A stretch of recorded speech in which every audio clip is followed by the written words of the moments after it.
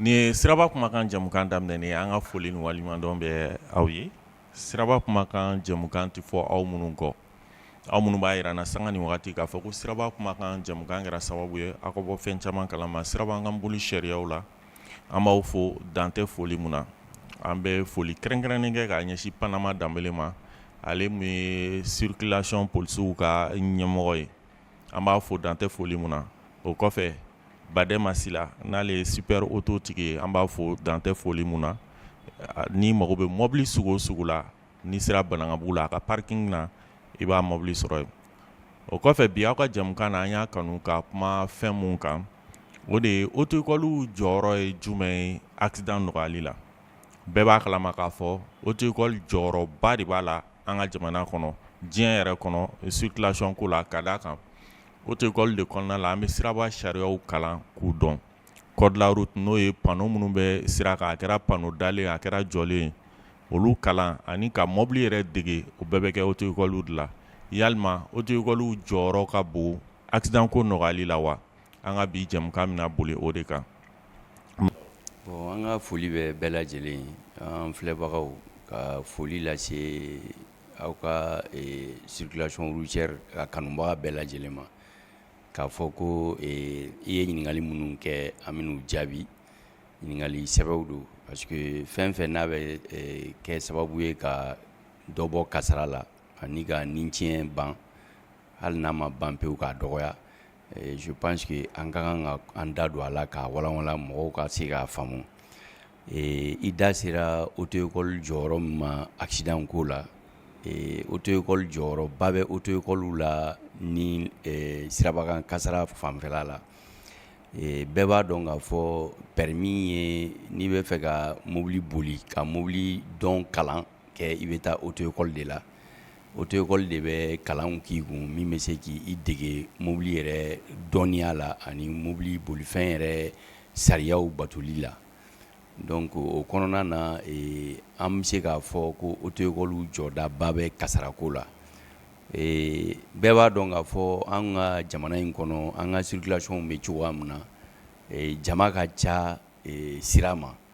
Ala ye diɲɛ don o don da bolifɛn dɔ de bɛ fara kan a bayirika caman an tɛ kunɲɔgɔn kelen kɛ min bɛ fara kan Ala de b'o dan dɔn. Donc n'i ye o jateminɛ ka tila k'a ye siraw ka dɔgɔn maaw la i b'a ye k'a fɔ ni dɔ ma fara kasara kan foyi tɛ bɔ a la. O kɔnɔna na an kan ka hakili to an yɛrɛ la an bolicogow la ani fɛn minnu bɛ fɔ an ye bolifɛn yɛrɛ bolili sariyaw batoli kɔnɔ an kan ka an hakili t'u la ka u la matarafa kosɛbɛ. N bɛ se ka n da don ko fɔlɔ min na o ye bolifɛn min yɛrɛ n'i bɛ o boli i k'i gɛlɛya i k'a dɔn. I k'a dɔn dɔnniya tɛ k'a fɔ ko n bɛ se k'a bɔ a nɔ la ka se k'a boli dɔrɔn o tɛ.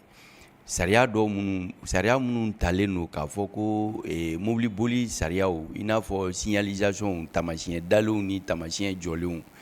i ka se k'u matarafa. N'i y'olu dɔn bolili yɛrɛ cogoya la i tɛ se ka mobili boli abada ou bien ka moto boli ko e ni maa tɛ se ka ɲɔgɔn kunbɛn sira kan ou bien i tɛ tɛmɛ maa la n'an b'a fɔ min ma ko couragement nansarakan na ani dépassement. Donc ni olu bɛ yen ka ban i kelen tɛ kɛ sira kan. Bon i bɛ taa siraw fana kunbɛn yɔrɔ minnu na n'an b'a fɔ olu ma ko intersection. Olu intersection ka taa bila dépassement ni couragement na i b'a sɔrɔ kasara bɛɛ bɛ sɔrɔ o de fɛ. Kasara minnu bɛ na ni nincɛn o de ka gɛlɛn kosɛbɛ. Donc olu matarafaliw n'u batoli o tɛ se ka kɛ cogoya si de la n'i ma a kalan kɛ ka se ka taa auto-école la. Auto-école ka se k'a ɲɛf'i ɲɛna dépassement bɛ kɛ cogo min na n'i bɛ tɛmɛ i ɲɛfɛ bolifɛn na i kan ka ŋaniya minnu ta i ka kan k'a kɛ cogoya minnu na i bɛ olu kalan kɛ auto-école de la. O kɔfɛ i ni bolifɛn minnu fana bɛ bɛn sira kan ni e ka kan ka i fanfɛ i kini yanfan de jateminɛ kosɛbɛ k'i seere pour que i bɛ se ka sira to olu bolo a tɛmɛcogo bɛ se ka ɲa cogo min na surtout que ni i bɛnna ni yɔrɔw ye yɔrɔ minnu ye sira kunbɛn yɔrɔw ye ni farali b'a la n'an b'a fɔ o ma ko virage donc olu bɛɛ bɛ se ka na ni kasaraw juguyali ye ani an ka vitesse an ka se ka u labato nin sira masina in an b'an ka tɛmɛ nin vitesse hakɛ kan bon n'i y'o bɛɛ jateminɛ i b'a ye k'a fɔ nin bɛɛ la kasara bɛ ka caya aw yɛrɛ bɔra k'a ye ɲinan an ka gouvernement y'a jira k'a fɔ ko ɲinan sirabakan kasara a cayara fo ka taa dama tɛmɛ donc n'i ye o ye i b'a dɔn k'a fɔ ko an ka usagers minnu ye siraba ka bolibagaw ye sariya minnu bɛ yen nɔ u t'a bɛɛ bato a cogo la bon ni i m'o kɛ dɔrɔn k'a fɔ ko dɔ bɛ bɔ kasara la a bɛ gɛlɛya dɔɔni bon n bɛ se ka min fɔ an ka bolifɛn bolibagaw ye i n'a fɔ kɛrɛnkɛrɛnnenya na an ka chauffeur an ka conducteur professionnels minnu ka baara ye mobili boli yɛrɛ n'u b'u dahirimɛ ɲini a la olu de ka kan ka fɛn caman jateminɛ ani an ka personnel bolilaw i yɛrɛ ka bolifɛn b'i bolo i b'a boli pour que i ka se i ka baarayɔrɔ la lakana ni teliya kɔnɔ olu fana an bɛ kuma caman f'u ye pour que u ka se ka sariya ninnu kɛ k'a dɔn k'a fɔ ni ye fɛn dɔ ye dongo kelen de don bɔko kelen don n'a bɔra ka ban sanu t'a sɔrɔ wari t'a sɔrɔ foyi foyi t'a sɔrɔ o ni kelen o y'o bannen o tuma an kan ka ko bɛɛ kɛ pour que an bɛ se ka ni ninnu matarafa cogo min na ka se k'a dɔn k'a fɔ fɛnbaw don n bɛ min fɔ an ka bolifɛn bolilaw ye an b'a daminɛ senfilamafɛnw na motow o motow bolicogow bɛ position minnu na an ka hakili to an yɛrɛ la bɛɛ pereselen don bi min mana wuli dɔrɔn o bɛ fɛ o ka se a seyɔrɔ la o yɔrɔnin bɛɛ la donc ni o bɛ kɛ e kelen tɛ sira kan maa wɛrɛ bɛ yen nɔ e ni minnu bɛ bɛn n'olu fana pereselen don donc n'a ye ɲɔgɔn kunbɛn il faut que a k'a to miniti damadɔ seconde damadɔ dɔrɔn de don bɛɛ bɛ taa i taayɔrɔ la aw ka muɲu ɲɔgɔn kɔrɔ pour que bɛɛ bɛ se ka tɛmɛ cogo min na mais o tɛmɛli kɔnɔna na an ye fɛn minnu fɔ priorité minnu bɛ yen nɔ ni e ka kan ka sira di i fan fɛ i ni minnu bɛ ɲɔgɔn kunbɛn intersection na e ka kan ka sira di u ma cogoya minnu na i gɛlɛya i ka se ka o dɔn dɔw bɛ yen u b'a dɔn mais u t'a bato n'i y'u ye k'a bato dɔrɔn fo n'u ye polisiw ye ou bien n'u ye agents ye minnu bɛ sira matarafa ka se ka sira cogoyaw ɲɛfɔ yira maaw la ou bien sanction bɛ k'a la n'olu tɛ dɔrɔn u tɛ se ka u t'a bato o tuma a fɔra ko ni i sera intersection na sira kunbɛyɔrɔw la i ka kan ka jateminɛ kɛ n'a y'a sɔrɔ panneau bɛ yen nɔ ni panneau tɛ yen nɔ ni feu bɛ yen nɔ i bɛ feu bato ni feu tɛ yen ni polisi bɛ yen nɔ i b'o bato n'o si tɛ yen nɔ a fɔra k'i ka sira di kini fanfɛ mɔgɔw ma n'an b'a fɔ min ma ko priorité à droite o priorité à droite o de bɛ labato o tuma ni e ye sira di i kinifɛn mɔgɔw ma ale fana b'a di a kinifɛn mɔgɔw ma i b'a ye aw bɛɛ bɛ tɛmɛ lafiya kɔnɔ ani lakana kɔnɔ nka ni e ko k'i t'o kɛ i nana dɔrɔn paf i tɛmɛna i b'a bila i kun na k'a fɔ i bɛ taa sɔrɔ i ɲɔgɔnna wɛrɛ bɛ yen min fana bɛ sira forcer o cogoya kelen na n'aw ye ɲɔgɔn kunbɛn dɔrɔn kasara bɛ y'a la kasara dɔw bɛ se ka y'a la n'a bɛ se ka na ni tiɲɛ ye o tuma an bɛ min fɔ an ka bolifɛn bolilaw ye o de ye an ka hakili to an yɛrɛ la an k'an ka vitesse an k'u labato a fɔra k'i kana tɛmɛ kilomɛtiri 50 kan heure kɔnɔ dugu kɔnɔna na mais a yɛrɛ k'a lajɛ e ni ne n'a y'a sɔrɔla an bɛɛ bɛ k'a matarafa a cogoya la an ni minnu bɛ bɛn fana ni min y'a matarafa i bɛ taa sɔrɔ minnu bɛ tugula o kɔ ou bien minnu bɛ tɛmɛ a la olu b'a jateminɛ k'a fɔ ko o tɛ sariya circulation yɛrɛ cogoya de dɔn bɛɛ bɛ boli bɛɛ pereselen don donc ne bɛ min fɔ dɔrɔn o de ye an k'a dɔn k'a fɔ jamana in kɔnɔ lujuratɔ cayara kojugu kasara cayara maa caman joginna i bɛ taa sɔrɔ kɔlɔlɔ caman y'u sɔrɔ u tɛ se ka foyi k'u yɛrɛ ye bi ni dɔ tɛ ka fara kan foyi tɛ ka bɔ a la n'i taar'i jɔ urgencew la dɔgɔtɔrɔsow la bi i b'a ye k'a fɔ e yɛrɛ bɛ a bɛ kɛ fo bolifɛn bɛ nege bɔ i la k'a sababu kɛ kasarako ye bon ni an continuera ten a bɛna se yɔrɔ dɔ la a bɛ gɛlɛya kosɛbɛ o tuma ministère de transport tɔgɔ la ani direction générale des transports direction régionale des transports ni ANASER ni an ka polisiw ni gendarmerie ni protection civile an b'u bɛɛ fo nin kɛnɛ in kan k'a fɔ halisa an k'an jija an ka an gɛlɛya cogo bɛɛ la an bɛ ka baara min kɛ an ka dɔ fara kan n'an sera k'o kɛ peut-être que a bɛ se ka caman gɛlɛya caman bɔ kasara in na. Sheikh o faamuna maintenant ɲininkali min bɛ ne bolo o de ye k'a dɔn i b'a dɔn ni ko dɔ bɛ ka kɛ jama ka ca ni jama ka ca ɲuman b'a la juguman b'a la auto école cayalen don an bɛ don min na i n'a fɔ bi Bamakɔ an dun y'a ye k'a fɔ i ka fɔ ɲɛfɔliw la ni auto école y'u ka baara kɛ a kɛcogo la caman bɛ bɔ accident na ka d'a kan olu bɛ sira sariya minnu fɔ ni a matarafara o cogoya la caman bɛ bɔ accident na yalima auto école bɛɛ bɛ baara kɛ ka ɲa wa yalima laɲini ye mun ye auto école bɛɛ b'a di kalandenw ma walasa hali bi accident ko bɛ se ka nɔgɔya. Bon i ka nin ɲininkali an b'i fo kosɛbɛ nin ye ɲininkali ɲuman ye ni i ko auto école an bɛɛ b'an yɛrɛ bila hukumu kelen kɔnɔ k'a fɔ ko auto école tɛ se ka sigi dayɛlɛ ten k'a sɔrɔ sariya dɔw bɛ yen nɔ i m'olu bato a fɔra ko auto école minnu n'u bɛ dayɛlɛ je pense que sɛgɛsɛgɛliw de bɛ kɛ auto école yɛrɛ kan k'a dɔn k'a fɔ i bɛ fɛ ka kalan min kɛ est ce que i n'a kalan ka kan a tɛ kɛ kunfɛ ten i n'a fɔ a ka di n ye dɔrɔn n bɛ taa auto école dayɛlɛ ten k'a fɔ ko n bɛ se ka mɔgɔw kalan o fɛn tɛ donc ministère de transport la commission dɔ de sigilen don min fana bɛ sɛgɛsɛgɛli kɛ ka auto école ninnu lajɛ n'a y'a sɔrɔ minɛn min fɔr'u ye o kɛlen don ka minɛn bɛɛ fa donc ni i tɛ o hukumu kɔnɔ dɔrɔn i ka auto école man kan ka dayɛlɛ o tuma minnu bɛ baara la ni u bɛ ka maaw kalan mobili dege la i bɛ taa sɔrɔ n'i y'a ye u ma datugu u n'a ka kan de kelen a filanan ye min ye auto école jɔyɔrɔba i ye ɲininkali min kɛ jɔyɔrɔba de b'u la kasarako la accident ko la parce que i b'a ye k'a fɔ an bɛ candidat minnu bɛ na n'u bɛna permis ta avant que u ka taa permis passer kalan dɔw de bɛ yen nɔ an bɛ wagati dɔ de kɛ u kun kalan na tile 21 ka taa bila kalo 1 na u b'o kalan kɛ mobili boli yɛrɛ sɛgɛsɛgɛli k'a dɔn i bɛ taa sɔrɔ a kalanninjɛ bɛ yen nɔ a bolili yɛrɛ fana kalan bɛ yen nɔ n'an b'a fɔ o ma théorie ani pratique donc a théorie la o ye ka code de la route yɛrɛ sariyaw bɛɛ a n'a gundo fɛn fɛn b'a la k'olu dɔn o kɔfɛ an bɛ pratique fana kɛ i b'a dɔn aw bɔra ka simulateur ni fɛnw ye an fɛ yan nɔ simulateur ninnu bɛ a to mobili boli bɛ nɔgɔya kalanden bolo kosɛbɛ k'a sɔrɔ a ma don circulation na donc o kɔnɔna na an bɛ logiciel caman de b'a la k'a daminɛ sufɛ mobili boli tilefɛ mobili boli fo ka taa bila sanjikɔrɔ mobili boliw la i bɛ taa sɔrɔ a bɛɛ b'a kɔnɔ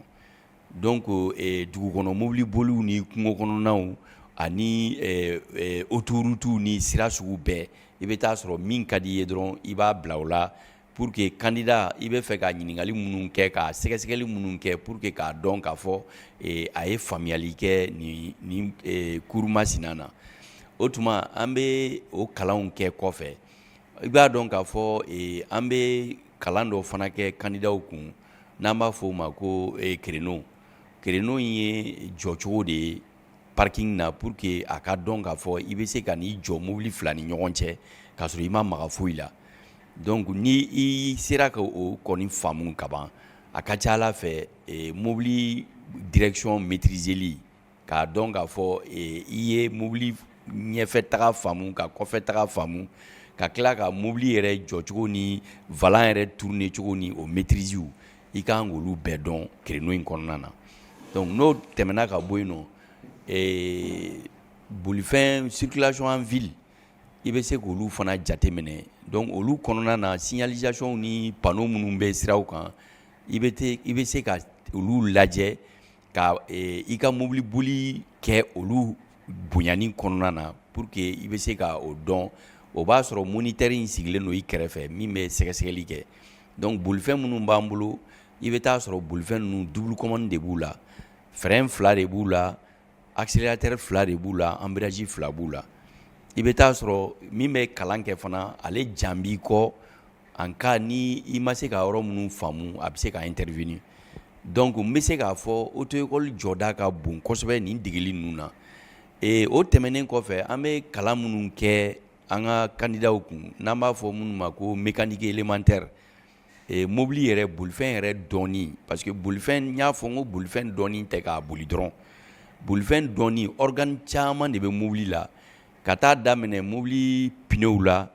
ka taa bila mobili organe accessoire wɛrɛw la i n'a fɔ boîte de vitesse levier de vitesse direction suspension transmission ani o n'a ɲɔgɔnna caman i bɛ taa sɔrɔ nin bɛɛ ka kan ka dɔn mobili bolila ka kan ka nin bɛɛ kelen kelen dɔn k'a dɔn k'a fɔ nin pièce masina a jɔda a bɛ nin nafa de b'a la a bɛ ka baara ye nin de ye a ka kan k'a dɔn i ka frein dɔn k'a fɔ frein a bɛ baara kɛ cogoya jumɛn de la n'i ye pédale digi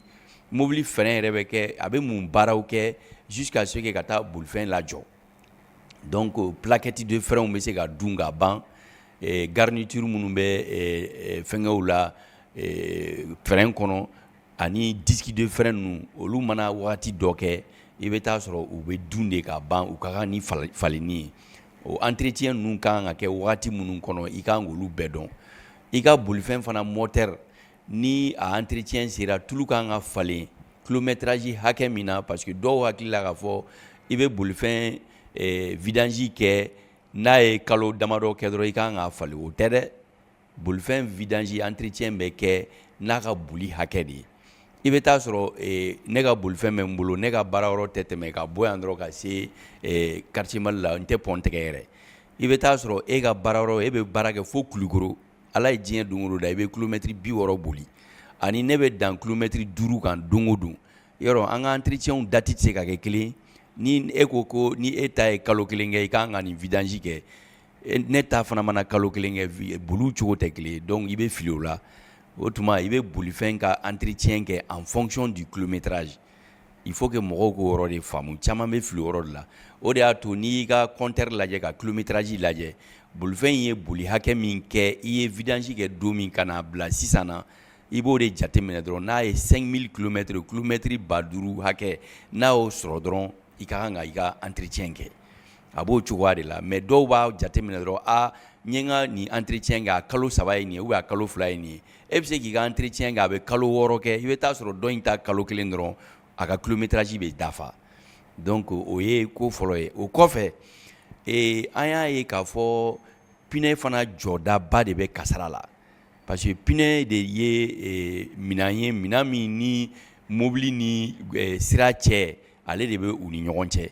donc n'a a tora ka ci ka mobili to boli la ou bien a explosera dɔrɔn a bɛ na ni kasara min ye bɛɛ b'o dɔn donc an ka hakili to an ka pinɛw la ka se k'a jateminɛ kɛ ni pinɛ ninnu ni fiɲɛw dɔgɔyara an k'u fiɲɛw lajɛ ka to k'u pression lajɛ et puis i bɛ taa sɔrɔ bolifɛn bɛɛ a pinɛ bɛɛ n'a a pression fiɲɛ hakɛ min kan ka k'a la a si ni si tɛ kelen donc ka se k'o dɔn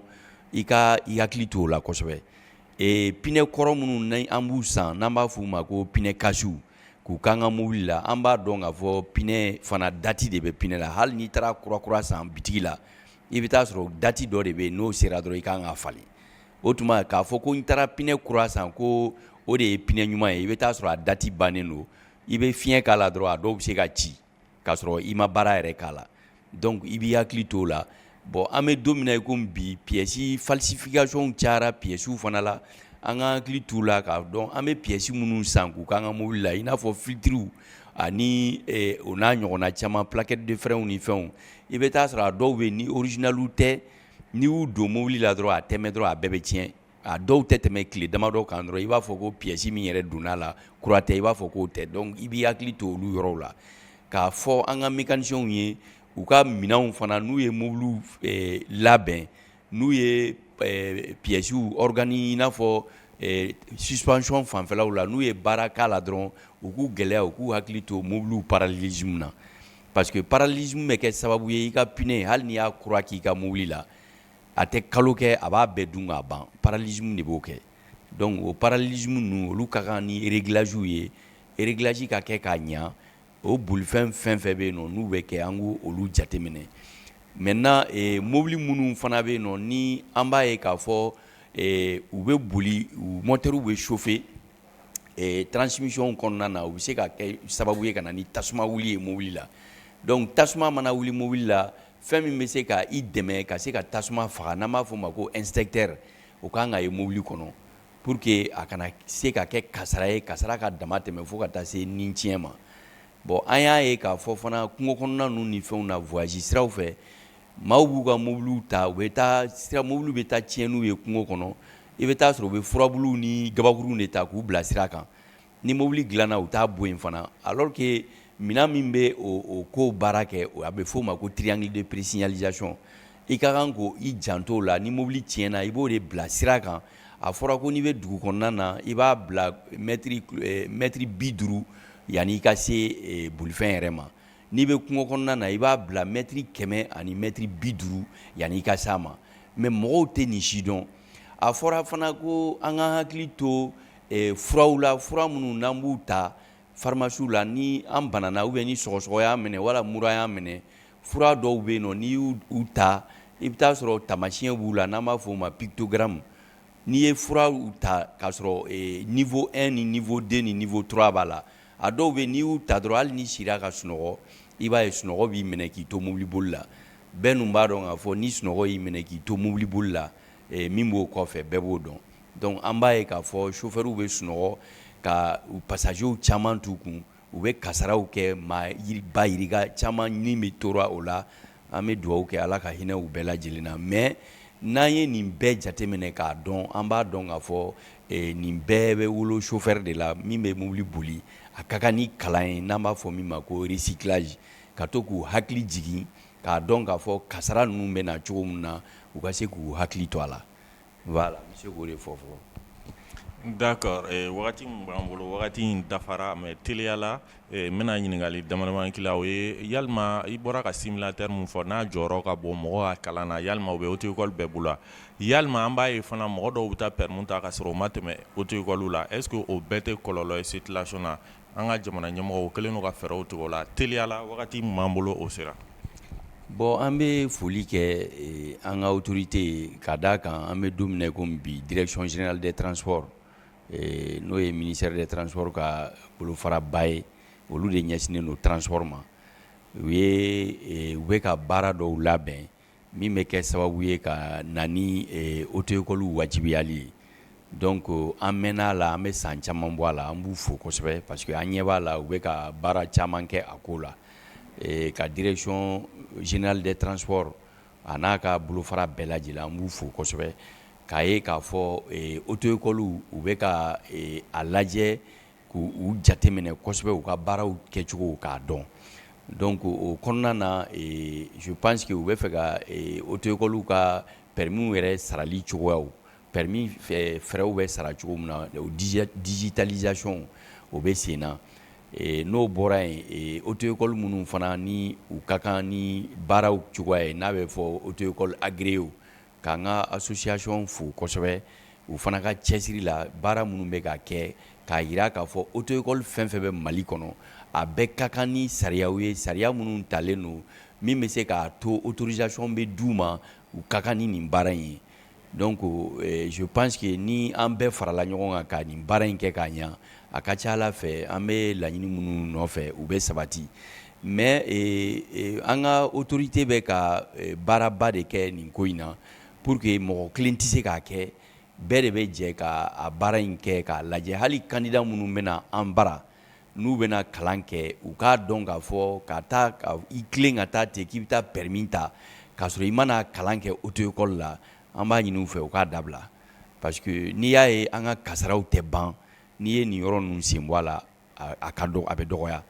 donc auto école minnu fana ni u bɛ ka baaraw kɛ an b'a ɲini an tɔw fɛ u ka baara ninnu u k'a kɛ k'a ɲa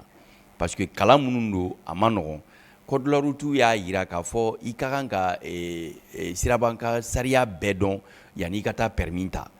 donc permis ninnu bɛ ta position mun na ni a question posera i kun ni e ye auto école kɛ k'a fɔ k'i y'a faamu a ɲɛ ma ɲininkali ninnu man ka gɛlɛya i ma parce que n'i y'a ye k'a fɔ anw fɛ yan nɔ tubabu jamanaw na permis ye permis à point de ye n'i ye point min sɔrɔ n'i ye permis sɔrɔ dɔrɔn u bɛ point 6 d'i ma o point wɔɔrɔ in na n'i ye gɛlɛya dɔw kɛ circulation na k'i ban ka sariya dɔw bato circulation na dɔrɔn u bɛ point dɔ tigɛ i kun n'u ye i bila warisara la dɔrɔn u bɛ point dɔ tigɛ i kun n'i ka point banna dɔrɔn u b'i ka permis minɛ i bɛ segin permis kan o t'anw fɛ yan donc anw bɛ se ka min kɛ o de ye k'an ka kalandenw an k'u kalan u ka se ka matarafa parce que transport ye baara ye anw fɛ yan nɔ a nafa ka bon kosɛbɛ o tuma an bɛ a ɲɛfɔ maaw ye k'a fɔ an gɛlɛya an ka niw an denw ni an tɔw niw an ka matarafa k'a dɔn k'a fɔ accident kɔlɔlɔ ka bon kosɛbɛ n bɛ segin a kan ni kasara kɛra a bɛ tiɲɛni min don jamana kun ala dɔrɔn de b'a dɔn donc an bɛ halisa ka ala deli ala ka nin baara ninnu ala ka timɛko ɲuman d'an ma. hakili la a ye faamuyali caman sɔrɔ Sɛkinɛba ka ɲɛfɔli ninnu na ka d'a kan hakili lajiginna an b'a hakili lajigin k'a fɔ an ka bi jɛmukan tun bɛ ka boli fɛn min kan o de ye auto-école jɔyɔrɔ ye jumɛn ye accident nɔgɔyali la an ka circulation na a ye ɲɛfɔli caman k'a la hakili la a ye faamuyali caman sɔrɔ hakɛto bɛ nin kan sɔli ala Muhamadu.